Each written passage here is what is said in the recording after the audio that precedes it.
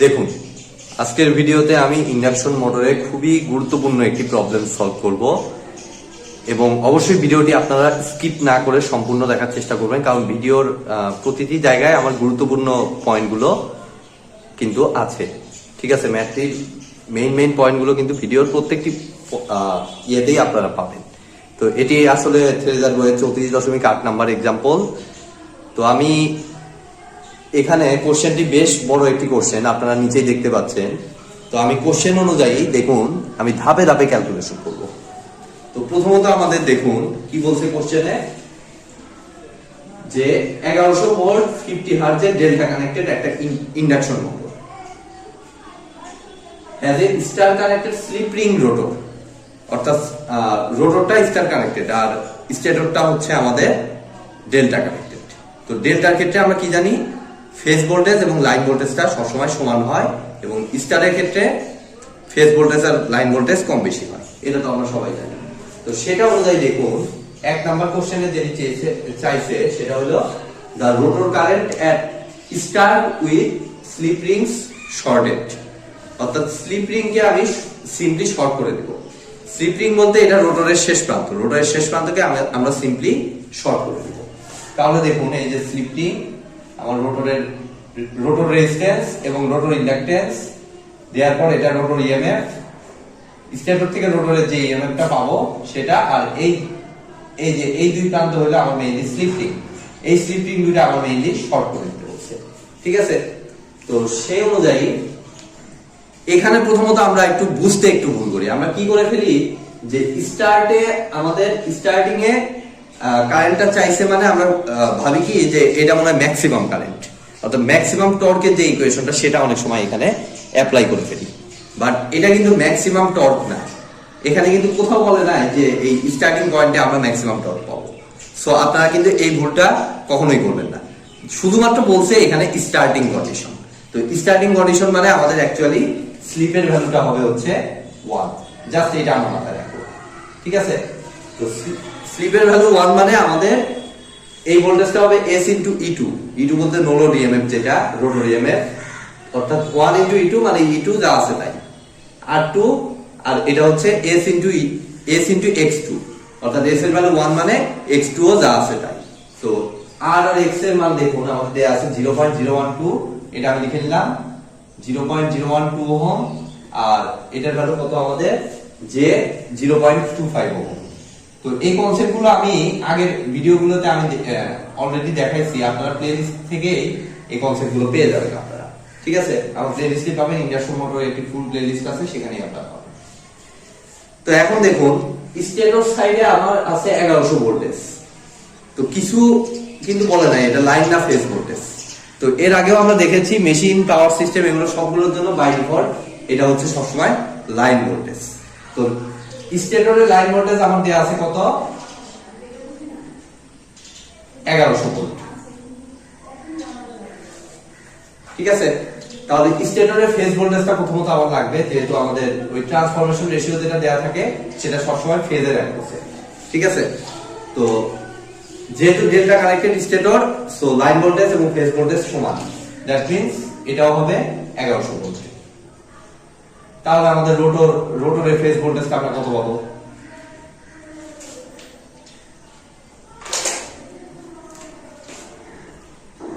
রোটরের phase ভোল্টেজটা আমরা simply পাবো 1100 ডিভাইডেড বাই ট্রান্সফরমেশন রেশিও দিয়ে ভাগ হবে। এখন আপনারা বলতে পারেন যে ভাগ কেন দেব, আমি ভাগ কেন করব?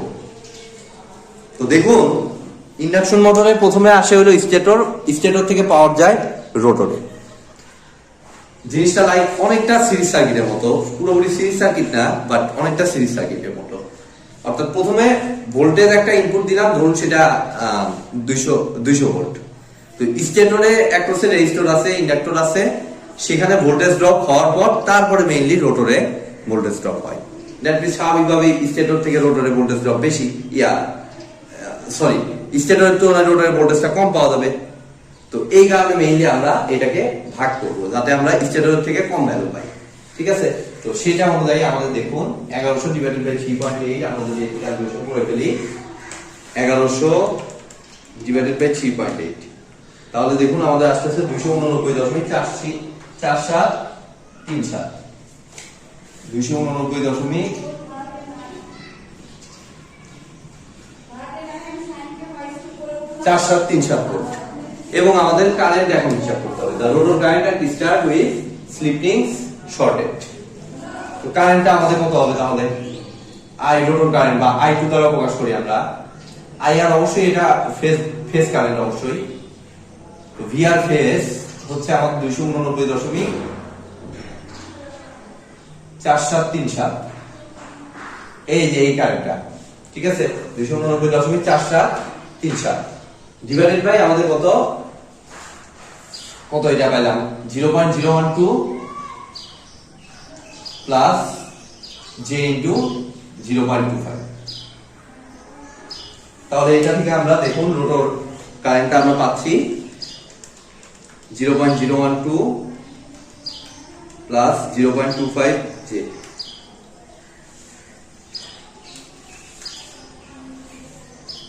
এগারোশো 1156.3143 যা আছে এইভাবে লিখি 1156.56 লিখলাম, শর্টে 56 লিখলাম, অ্যাঙ্গেল মাইনাস 87.2519 এত ডিগ্রি। তো এর ভিতর এখানে শুধুমাত্র অ্যাকসেপ্ট করবো আমরা 1156.56 অ্যাম্পিয়ার। এখানেও আপনাদের কনফিউশন তৈরি হতে পারে, বা যে আমি এটা আমার রোটর কারেন্ট চাইছে, এখানে আসলে ফেজ কারেন্ট চাইছে না লাইন কারেন্ট চাইছে, এটা নিয়েও আপনাদের কনফিউশন হতে পারে।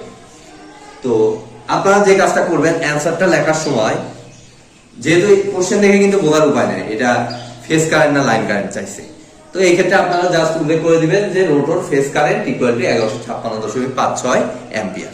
জাস্ট আপনি ফেজ কারেন্ট বলুন বা লাইন কারেন্ট বলুন, যেটাই হিসাব করুন সেই কথাটা উল্লেখ করুন, তাহলে আর কারো কোনো কনফিউশন থাকবে না। যদি লাইন কারেন্টও হিসাব করেন, লাইন কারেন্ট সেমই আসবে, কারণ এই রোটরটা হচ্ছে আমার স্টার কানেক্টেড, আর স্টার কানেক্টেডের ক্ষেত্রে আমরা জানি লাইন কারেন্ট আর ফেজ কারেন্ট সমান। সো সেক্ষেত্রে আসবে 1156.56 অ্যাম্পিয়ারই হবে। এবং 2 নাম্বার কোশ্চেনে দেখুন আমাদের চাইছে rotor power factor.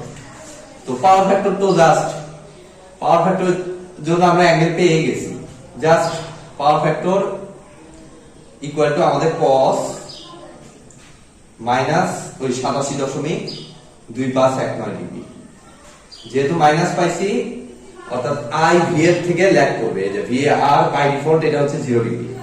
So voltage আর কারেন্টের ফেজ ডিফারেন্স হচ্ছে এটা মাইনাস 0 ডিগ্রি, এটাই থাকতেছে, ঠিক আছে। এবং মাইনাস আসছে মানে আমার মেইনলি পাওয়ার ফ্যাক্টরটা ল্যাগিং। তো এটা আমরা একটু দেখি কত আসে, cos মাইনাস 87.2519 এত ডিগ্রি হিসাব করলে আমাদের 0.048 ল্যাগ। অবশ্যই ল্যাগিং কথাটা লিখবেন, নাহলে কিন্তু নাম্বার কাটতে পারে আপনাদের, ঠিক আছে। খেয়াল করে ম্যাথগুলো করার চেষ্টা করবেন। ব্যাস, এটা কিন্তু কমপ্লিট, 1 আর 2 নাম্বার আমাদের কমপ্লিট। এবার দেখুন 3 নাম্বার অংশে আমাদের কি বলছে, the rotor current at 4% slip with slip rings shorted। Just 1 আর 2 নাম্বারের অংশই হচ্ছে 3 আর 4। এখানে ছিল স্লিপের ভ্যালু 1, কারণ স্টার্টিং অবস্থায় n আর রোটর ওটা কি বলে রোটর স্পিড এটা 0 হয় বিধায় ns কাটা গিয়ে আমাদের স্লিপের ভ্যালু আসে 1। বাট এই ক্ষেত্রে কিন্তু স্লিপ আছে, 4% স্লিপ আছে, মানে আমাদের এখন স্লিপ ক্যালকুলেশনে আনতে হবে। অর্থাৎ জাস্ট আমাদের এই ভোল্টেজটা হবে, দেখুন এই ভোল্টেজটা স্লিপ যেহেতু আমাদের কত 0.04, 4% মানে 4/100 করলে আমাদের আসে 0.04। এটা আমি মান 3 নাম্বার। তাহলে এগুলো তো এই যে রোটর ফ্রি এমএফ যেটা এটা আমরা পাইলাম। এখন জাস্ট এই ক্ষেত্রে রোটর ফেজ কারেন্ট যেটা, এটা অবশ্যই আসবে এই স্লিপের সাথে এই ভোল্টেজটার সাথে 0.04 মাল্টিপ্লাই হবে, আর স্লিপের উপর চেঞ্জ হবে কোনটা আরেকটা, সেটা হচ্ছে আমাদের ইন্ডাকটেন্স। তো এগুলো আমি থিওরিতে আলোচনা করেছি কেন এগুলোতে এরকম হয়। মেইনলি স্লিপ চেঞ্জ হওয়া মানে হচ্ছে আমার স্পিড চেঞ্জ হওয়া, আর স্পিডের সাথে হচ্ছে ফ্রিকোয়েন্সি সম্পর্কিত। স্পিড চেঞ্জ হওয়া মানে ফ্রিকোয়েন্সিও চেঞ্জ হওয়া, ঠিক আছে। আর ফ্রিকোয়েন্সি চেঞ্জ হলে আমাদের কি চেঞ্জ হবে? রেজিস্টরে কোনো চেঞ্জ হবে না, জাস্ট আমাদের ইন্ডাকটেন্সটা ফ্রিকোয়েন্সির উপর ডিপেন্ডেন্স এবং ভোল্টেজটা আমাদের ফ্রিকোয়েন্সির উপর ডিপেন্ডেন্স, যেটা আমরা এসি সার্কিটের বেসিকে আমরা দেখেছি। সেই কারণে আমি এই দুই জায়গায় এই ফ্যাক্টরটা অ্যাড করে দিলাম, ঠিক আছে। তো এটা হিসাব করলে আমরা যেটা পাবো সেটাই হবে 3 নম্বর কোশ্চেনের IR, ঠিক আছে।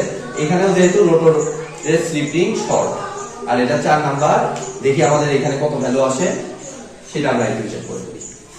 জাস্ট 289.4737 এর সাথে 0.04 মাল্টিপ্লাই করে সেটাকে ভাগ দিতে হবে 0.012 প্লাস 0.04 ইন্টু 0.25 ইন্টু j। দেখুন এটাকে আর থিটা ফর্মে নিলে আমাদের আসছে 741.26। রেজাল্টটা আই থিংক থিওরিটার বইতে একটু ভুল আছে, এটা 1157 দিছে, এটা ঠিক আছে, বাট এখানকার হিসাবটা কিন্তু ঠিক নেই। ওরা যতদূর সম্ভব এটা 289 করছে।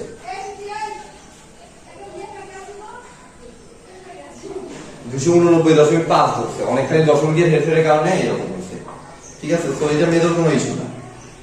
741.267।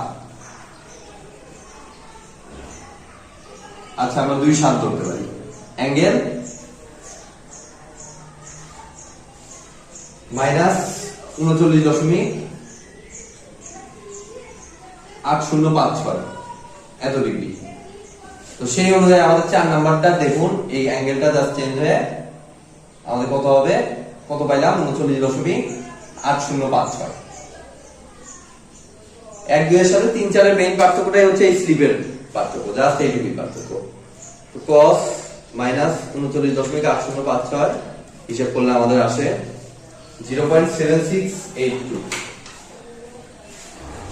0.77 বলা, ঠিক আছে, সমস্যা নেই, 0.77 ল্যাক, ঠিক আছে।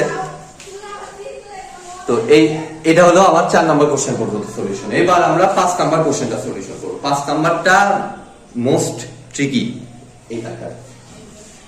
তো 5 নাম্বারটাতে আমরা যে যে ভুলগুলো করে ফেলি তাড়াহুড়া বশত, সেগুলো আমরা দেখবো একই সাথে। আমি তার জন্য এইটুকু পুরো মুছে দিচ্ছি।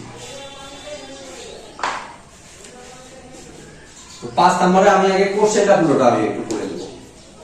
The external rotor resistance per phase required to obtain a starting current of 100 ampere in the stator supply lines.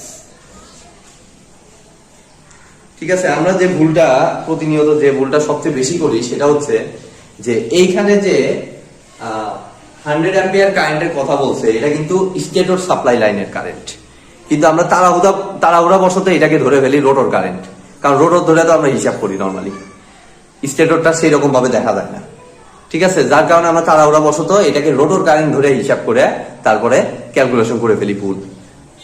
তো সেই জন্যই আমার এই পয়েন্টটা আমি আরেকবার রিমাইন্ড করে দিলাম। আপনারা অবশ্যই খেয়াল করবেন এটা স্টেটর নাকি রোটর, এই বিষয়টা খেয়াল করবেন। তো এটা কিন্তু আমাদের stator current, 100 ampere stator current. তো আমি এখানে simply stator current IS equal to 100 ampere লিখলাম। এরপরে আমাদের যেহেতু একটা ট্রান্সফরমেশন রেশিও আসবে, আমাদের কাজ হবে হলো রোটর কারেন্টে। তো সেই কারণে আমাদের রোটরের ট্রান্সফরমেশন রেশিও অনুযায়ী রোটর কারেন্ট বের করব। তো সেটা আবার বুঝতে হলে এটা অনেকটা ট্রান্সফরমারের মতো, এই ট্রান্সফরমেশন রেশিওটা। তো দেখুন আমরা ভোল্টেজের ক্ষেত্রে কি করেছিলাম, যে স্টেটর থেকে সাপ্লাই হচ্ছে ভোল্টেজ, তো ওখানে রেজিস্টর ইন্ডাক্টর আছে, মানে স্টেটর থেকে রোটরে যাওয়ার পর স্টেটরের তুলনায় ভোল্টেজ কিছুটা কম পাওয়া যাবে। কিন্তু কারেন্টের ক্ষেত্রে কি হবে, কারেন্টের ক্ষেত্রে হবে হচ্ছে তার উল্টোটা, ঠিক আছে। রোটরে ভোল্টেজ কম পাওয়া যাবে কিন্তু কারেন্ট সেই অনুযায়ী বেশি পাওয়া যাবে। কেন বেশি পাওয়া যাবে? কারণ হচ্ছে আমাদের টোটাল পাওয়ার রেটিংটা আমি সেম রাখতে চাই। পাওয়ার P ইকুয়াল টু আমরা জানি যে V ইন্টু I, অর্থাৎ পুরো সিস্টেমটাকে ব্যালেন্স রাখতে হলে আমার পাওয়ার রেটিং সেম রাখতে হবে। তাহলে একদিকে যদি ভোল্টেজ আপনি বাড়িয়ে দেন, রোটরের ভোল্টেজ বাড়িয়ে দিলে রোটরের ভোল্টেজ একদিকে ভোল্টেজ যদি কমিয়ে দেন, তাহলে সেটা অনুযায়ী ব্যালেন্স রাখতে আমার কারেন্টটাকে বাড়াইতে হবে, তাহলে তো আমার পাওয়ারটা ব্যালেন্স থাকবে। সেই কারণে আমরা যে কাজটা করব যে রোটরে অটোমেটিক্যালি ভোল্টেজ কমে এবং রোটরে অটোমেটিক্যালি কারেন্টটা বাড়বে সেই রেশিওতে। ঠিক আছে, অর্থাৎ ট্রান্সফরমেশন রেশিওর সাথে এই স্টেটরের কারেন্টটা মেইনলি এখানে হবে হচ্ছে গুণন। এই জায়গাতেই আমাদের প্যাচ লাগে যে আমরা গুণন করবো না ভাগ করব। তো আমি কিন্তু ব্যাখ্যাটা আপনাদের দিয়ে দিলাম। ঠিক আছে, 100 গুণন আমাদের কত, ট্রান্সফরমেশন রেশিও হচ্ছে 3.8। তো এটা গুণন করলে আমরা পাই, দেখুন রোটর কারেন্টটা আমরা কিন্তু পেয়ে যাচ্ছি 100 গুণ 3.8, 380 অ্যাম্পিয়ার। 380 অ্যাম্পিয়ার। তো বরাবরের মতো এটা কিন্তু বলছে আমাদের স্টার্টিং কন্ডিশনে, বাট ম্যাক্সিমাম টর্ক কন্ডিশনে না। ম্যাক্সিমাম টর্কের সাথে কিন্তু অনেক সময় আমাদের প্যাচ লাগে, খেয়াল রাখবেন। সো স্টার্টিং কন্ডিশনে স্লিপের ভ্যালু হচ্ছে 1, দ্যাট মিন্স এই ভোল্টেজটা হবে E2। তো E2 এর ভ্যালুটা আমরা একটু আগে কত পাইছিলাম আমার এই মুহূর্তে মনে পড়তেছে না, আমি একটু একবার আরেকবার হিসাব করে দেব। E2 বলতে ER অ্যাকচুয়ালি রোটরের ফেজ ভোল্টেজ যেটা। তো সেটা আমরা দেখুন কত পাইছিলাম আগের অংশে। প্রথমত আমি একবার একটু হিসাব করতেছি, আগের বার তো দেখাইছি কিভাবে পাইছিলাম। 1100 ফার্স্টে 3.8 দিয়ে ভাগ করব, তাহলে যেটা পাবো ওইটা 289.4737 এত ভোল্ট। ঠিক আছে, তো আমাদের কিন্তু ER IR জানা, তাহলে এই পরিমাণ ER এবং এই পরিমাণ IR ব্যালেন্স, এই পরিমাণ ER এবং এই পরিমাণ IR মেইনটেইন রাখতে আমাদের দেখি আমাদের ইম্পিডেন্সটা কত লাগে, যেটাকে আমরা রোটর ইম্পিডেন্স আমরা বলতেছি। তো সেটা আমার লাগতেছে ER ডিভাইডেড বাই IR। এখন আপনারা বলতে পারেন যে আগের ম্যাথে কিন্তু 1 2 3 4 এ কিন্তু আমরা দেখা যাচ্ছে যে এভাবে হিসাব করিনি, আমরা এটার সাথে এটা প্লাস যে 0.25 করে হিসাব করছি, কারণ সেখানে এইটা অনুযায়ী ফেজটা অটোমেটিক্যালি করা যায়। তো বাট এখানে কিন্তু IR এ কিন্তু ফেজটা দেয়া নাই, যার কারণে এখানে একটু ভিন্নভাবে আমি করার চেষ্টা করব ম্যাথটি, যেটা আপনাদের বইতে করে দেওয়া আছে সেভাবেই আমি করে দেওয়ার চেষ্টা করব। তো ER হচ্ছে আমাদের 289. আচ্ছা ভ্যালু তো আছে, জাস্ট এটা ক্যালকুলেটরে বসাবো, যেটা পাইলাম মাত্র 289.4737 কে 380 দিয়ে ভাগ করব, তাহলে আমরা পাচ্ছি দেখুন 0.7618।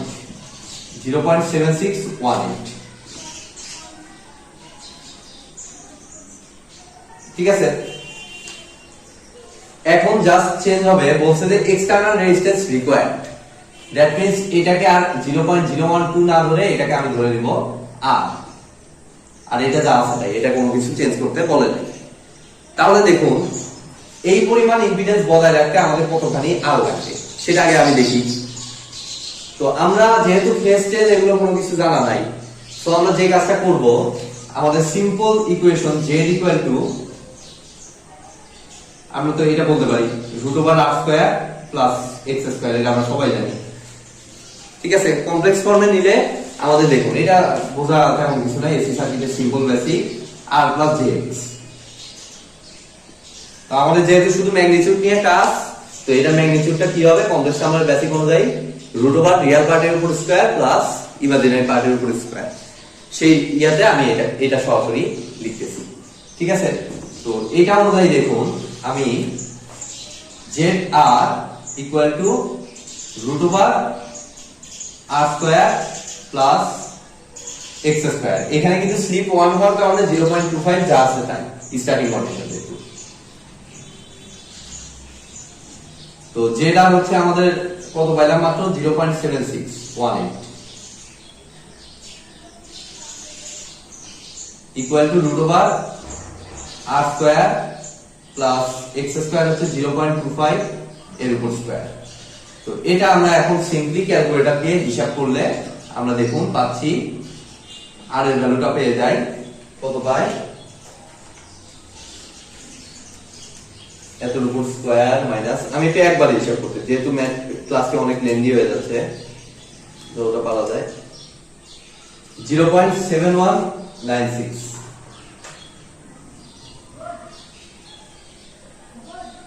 0.7196 ওহম।